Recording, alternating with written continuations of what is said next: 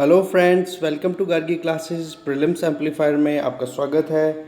और आज अपन बात करेंगे कुछ इंपॉर्टेंट क्वेश्चंस की जो कि करंट अफेयर बेस्ड हैं और एग्ज़ाम पॉइंट ऑफ व्यू से बहुत, चाहे कोई सा भी एग्ज़ाम हो, हर एग्ज़ाम में ये हेल्पफुल होने वाले हैं। बिल्कुल ठीक है, तो चलिए स्टार्ट करते हैं। फर्स्ट क्वेश्चन है, which of the following institution published global energy transition index. Global energy transition index ये कौन से इंस्टीट्यूशन ने पब्लिश किया है?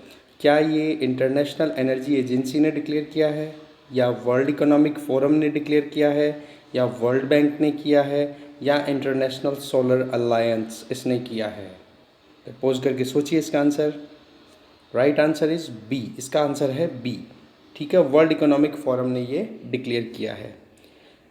ये जो इंडेक्स है ये वर्ल्ड इकोनॉमिक फोरम लगभग हर साल डिक्लेयर करता है, जिसमें अभी जो ये रिपोर्ट डिक्लेयर हुई है इसमें फर्स्ट रैंक स्वीडन को मिली है, सेकंड स्विट्ज़रलैंड को, थर्ड फिनलैंड को मिली है।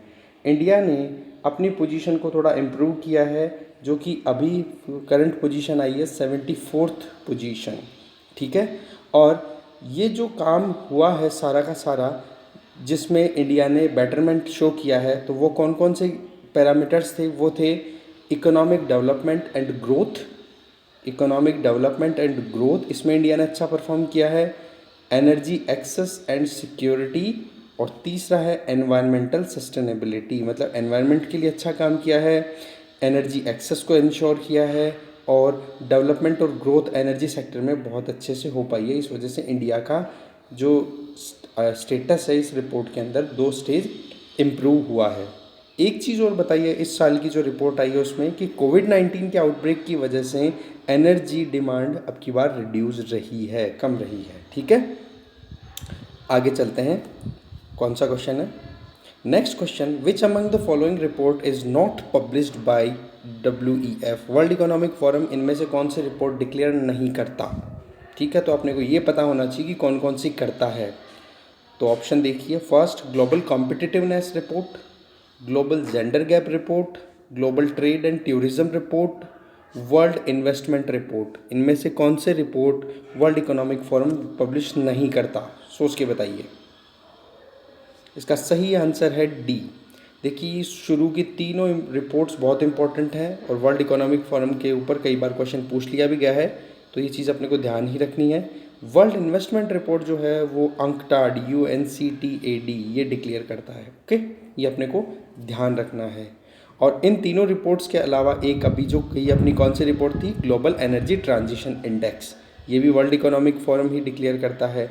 ग्लोबल कॉम्पिटिटिवनेस रिपोर्ट हो गई, ग्लोबल इंफॉर्मेशन टेक्नोलॉजी रिपोर्ट हो गई, ग्लोबल जेंडर गैप रिपोर्ट हो गई, ग्लोबल रिस्क रिपोर्ट हो गई, global travel and tourism report हो गई, फाइनेंशियल डेवलपमेंट रिपोर्ट हो गई, ग्लोबल इनेबलिंग ट्रेड रिपोर्ट हो गई। ये इंपॉर्टेंट रिपोर्ट्स हैं जो कि वर्ल्ड इकोनॉमिक फोरम डिक्लेयर करता है। Next question, what is tooth to tail ratio, जो कि रिसेंटली न्यूज़ में था, ये क्या है? टूथ टू टेल रेशियो, क्या ये कार्निवोरस एनिमल होते हैं उनके लिए कोई मेजरमेंट कंडक्ट किया गया है, या ये एक प्रकार का अमाउंट है जो कि मिलिट्री पर्सनल के द्वारा दिया जाता है किसी भी एक पर्टिकुलर कॉम्बैट सोल्जर के लिए?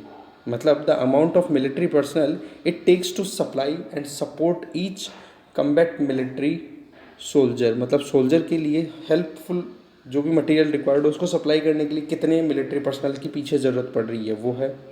या फिर रिसेंटली IMD ने ये एक नया मेथड यूज़ किया है जो कि गिलगिट बाल्टिस्तान के वेदर को डिक्लेयर किए करने के लिए ये टेक्निक काम में ली गई हो, या नन ऑफ द अबव, इनमें से कोई नहीं?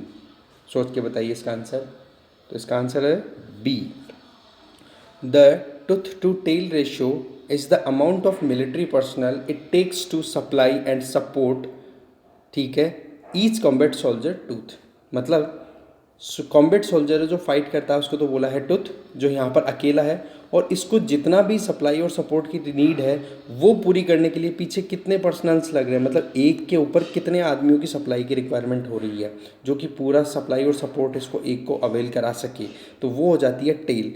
तो टूथ टू टेल रेशियो, तो ये जितना कम हो उतना ज़्यादा अच्छा रहता है। ठीक है, बेसिकली इस रेशियो को रिड्यूस करने के लिए अभी गवर्नमेंट ने एक टूर ऑफ ड्यूटी डिक्लेयर की है, जिसमें कोई भी वॉलंटरीली अगर इंडियन मिलिट्री के अंदर पार्टिसिपेट करना चाहे तो कर सकता है, उसके लिए प्रॉपर पेमेंट भी गवर्नमेंट देगी। तो कौन सी स्कीम बोली? Tour of duty. ठीक है, फिर नेक्स्ट क्वेश्चन देखते हैं। Consider the following statements about global forest resource assessment. इसमें अपने को देखना है ग्लोबल फॉरेस्ट रिसोर्स असेसमेंट के ऊपर जो स्टेटमेंट गिवन है उनके बारे में देखना है। It has been released by United Nation food agriculture organization, FAO ने डिक्लेयर की है। Second statement, the world lost 100 million hectares of the forest since 1990। 1990 के बाद से अब तक लगभग 100 मिलियन हेक्टेयर की लैंड अपन ने लॉस कर दी है। Third statement, Asia had the highest net gain. Asia को सबसे ज़्यादा नेट गेन रहा है 2010 से 2020 के टाइम ड्यूरेशन में।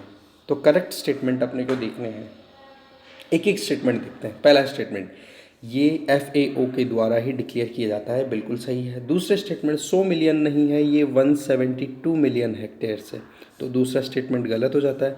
दूसरा गलत होता है तो आप इसको भी हटा सकते हो, इसको भी हटा सकते हो। अब तीसरे स्टेटमेंट को देखना है, Asia had the highest net gain of the forest gain in 2010-2020, तो ये बिल्कुल सही स्टेटमेंट है। इस तरीके से 1 और 3 आंसर इज C। ठीक है, तो ग्लोबल फॉरेस्ट रिसोर्स असेसमेंट जो 2020 है ये रिलीज़ हुआ है United Nation food and agriculture organization के द्वारा, जिसमें टोटल वर्ल्ड की अगर अपन बात करें तो जो लॉस है वो 172 नहीं 178 मिलियन हेक्टेयर का लॉस हुआ है अगर 1990 के फॉरेस्ट एरिया के कंपैरिजन की बात की जाए। ठीक है, और अफ्रीका ऐसा कॉन्टिनेंट है जिसके अंदर सबसे ज़्यादा लॉस हुए हैं 2010 से 20 वाला जो डेकेड गया है उसमें सबसे ज़्यादा लॉसेज हुए हैं फॉरेस्ट के अफ्रीका के अंदर। और दूसरे नंबर पे है साउथ अमेरिका। साउथ अमेरिका को तो अपने को पता ही है, इस दोनों क्या फॉरेस्ट एरियाज़ के अंदर है, जैसे कि ट्रॉपिकल फॉरेस्ट, यहाँ पे ट्रॉपिकल रेनी फॉरेस्ट मिलता है तो उनको ज़्यादा काटा जा रहा है, जैसे अमेजोन फॉरेस्ट साउथ अमेरिका, वहाँ पर भी बहुत ज़्यादा लॉस हुआ है। ऐसे ही एशिया की अगर बात करें तो एशिया ने हाईएस्ट नेट गेन रजिस्टर किया है। साथ में ओशियानिया कौन से हो गए, जो पैसिफिक ओशियन के अंदर छोटे बड़े आइलैंड है वहाँ पे ज़्यादा फॉरेस्ट इंक्रीज़ हुआ है, और एक यूरोप के अंदर भी फॉरेस्ट इंक्रीज़ हुआ है। FAO जो है फूड एंड एग्रीकल्चर ऑर्गेनाइजेशन, ये यूनाइटेड नेशंस की एक स्पेशलाइज्ड एजेंसी है जिसका हेडक्वार्टर रोम इटली में है, जिसका फॉर्मेशन 1945 में हुआ, और ये डेवलप्ड और डेवलपिंग दोनों कंट्रीज़ को क्या करता है, सर्व करता है। नेक्स्ट क्वेश्चन, Y2K बग, ये रिसेंटली न्यूज़ में था, ये क्या है? क्या ये साइबर अटैक था कोई, या फिर ये कोई सॉफ्टवेयर और हार्डवेयर रिलेटेड कोई प्रॉब्लम थी, या फिर 2000 के साल में ये एक प्रॉब्लम एनकाउंटर हुई थी जो कि स्पेस प्रोजेक्ट से रिलेटेड थी, या इनमें से कोई आंसर नहीं? सोच के बताइए इसका आंसर। इसका आंसर है B। बेसिकली जब 1980s और 1990s में सॉफ्टवेयर डेवलपमेंट बहुत एडवांस्ड हो रहा था तो उस टाइम पे क्या हो रहा था कि डेट को लिखने का तरीका था, मान लो आज की डेट हो गई 18/5/20, तो यहाँ पर ये 20 जो लिखा जा रहा है इसी तरीके से लिखा जा रहा है 2 डिजिट के अंदर, तो 1999 को 99, 97, तो सवाल ये था 99 के बाद में जो 2000 आएगा तो उसके लिए आप क्या लिखोगे, 00, तो 00 तो कंप्यूटर कंसिडर कर लेंगे, 1900 वाला तो इस तरीके से 100 साल पीछे चले जाएंगे पूरा सिस्टम। तो इस वजह से ये Y2 बग एक प्रॉब्लम आई थी। इसको सॉर्ट आउट करने के लिए ह्यूज लेवल के ऊपर अपने को उनको कंप्यूटर साइंटिस्ट की रिक्वायरमेंट थी, जो इंजीनियर्स थे वो इंडिया ने अवेल कराए थे लार्ज नंबर पे, और फिर अल्टीमेटली सोल्यूशन ये निकाला गया कि इस जितने भी जगह के ऊपर अपन ने ये बता रखा है पीछे डबल डिजिट वाला, उनको करेक्ट किया जाए, जितने भी कंप्यूटर सिस्टम हो वर्ल्ड के उनको सबको, और वहाँ पर 2K मेथड आया। 2K मतलब 2000, ठीक है, डबल डिजिट में आप शो कर रहे हो, मेमोरी भी सेव हो गई, और K का मतलब 1000, 2000 हो गया। इस तरीके से ये सॉल्यूशन निकालने की कोशिश की गई थी। ठीक है, तो ये था Y2K बग जो कि सॉफ्टवेयर हार्डवेयर प्रॉब्लम थी, और इसको सॉर्ट आउट करने के लिए इंडियन साइंटिस्ट, इंडियन इंजीनियर्स ने बहुत हेल्प की थी, और इसी पॉइंट को कंसिडर किया था नरेंद्र मोदी जी ने अपने स्पीच में रिसेंटली। तो इस तरीके से thank you very much for watching this video. Do subscribe our channel. इसकी आपको JPG जो फाइल है वो आपको मिल जाएगी फेसबुक पे भी आप हमें फॉलो कर सकते हो, और इसकी PDF आपको मिलेगी हमारे टेलीग्राम चैनल पे, जिसका लिंक डिस्क्रिप्शन बॉक्स में गिवन है। फेसबुक का भी आपको डिस्क्रिप्शन बॉक्स में लिंक मिल जाएगा। Thank you.